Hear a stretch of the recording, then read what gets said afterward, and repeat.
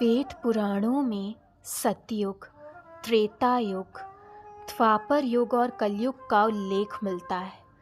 कलयुग को छोड़कर बाकी तीनों युगों में भगवान ने अनेक अवतार लिए और लोक कल्याण के लिए धरती का उद्धार किया।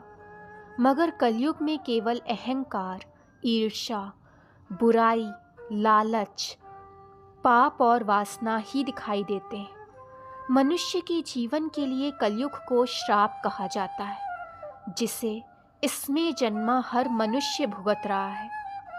3 पवित्र युगों के बाद विनाशकारक कलयुग के आगमन का क्या कारण था, ये हम सब जानते हैं। कोई कहता है पृथ्वी के विनाश के लिए कलयुग का अवतरण हुआ, तो किसी का मानना है कि कलयुग में पाप और पापियों के विनाश के लिए भगवान दोबारा धरती पर अवतार लेंगे। कलयुग के धरती पर आने की एक पौराणिक कथा पांडवों के महाप्रयाग से जुड़ी है। महाभारत युद्ध के बाद पांडव पुत्र युधिष्ठिर अपना पूरा राजपाट परीक्षित को सौंपकर अपने भाइयों तथा द्रौपदी के साथ महाप्रयाण हेतु हिमालय की ओर निकल गए थे। उनके साथ निकले बैल के रूप में स्वयं धर्म और गाय के रूप में बैठी पृथ्वी देवी से सरस्वती नदी के किनारे मिले। बैल से मिलने पर गाय रूपी पृथ्वी की आंखों में आंसू भर गए।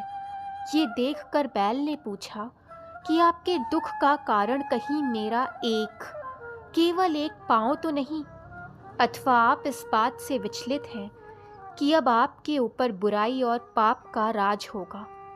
अपने दुख का कारण बताते हुए पृथ्वी ने कहा कि श्री कृष्ण के स्वधाम जाने के पश्चात मुझ पर अब कलयुग का साया है।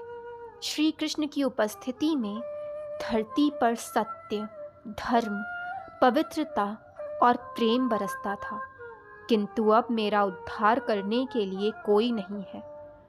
धर्म और पृथ्वी के वार्तालाप के बीच कलयुग आ पहुंचा और उन दोनों पर प्रहार करने लगा। उस समय राजा परीक्षित वहां से गुजर रहे थे। कलयुग को पृथ्वी और धर्म पर आक्रमण करता देख वो कलयुग पर क्रोधित हुए और उसका वध करने के लिए आगे बढ़े।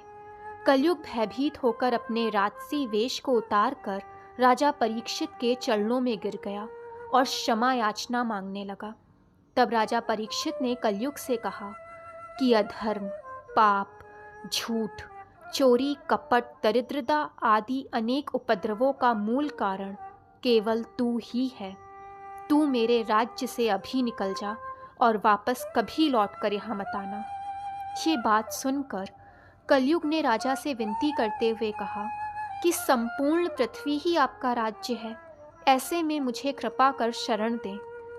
कलयुग की प्रार्थना पर विचार करते हुए राजा परीक्षित ने कहा कि झूठ, द्यूत, मद्यपान, पर स्त्री गमन और हिंसा में तू विराजमान रह सकता है। कलयुग के अतिरिक्त स्थान की प्रार्थना पर राजा परीक्षित ने उसे स्वर्ण के रूप में 5वां स्थान भी प्रदान किया।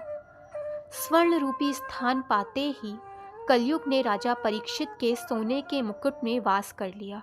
इस प्रकार कलयुग प्रत्यक्ष तौर पर तो हमारे बीच नहीं है, मगर वो अनेक नकारात्मक भाव के रूप में हमारे आसपास ही है।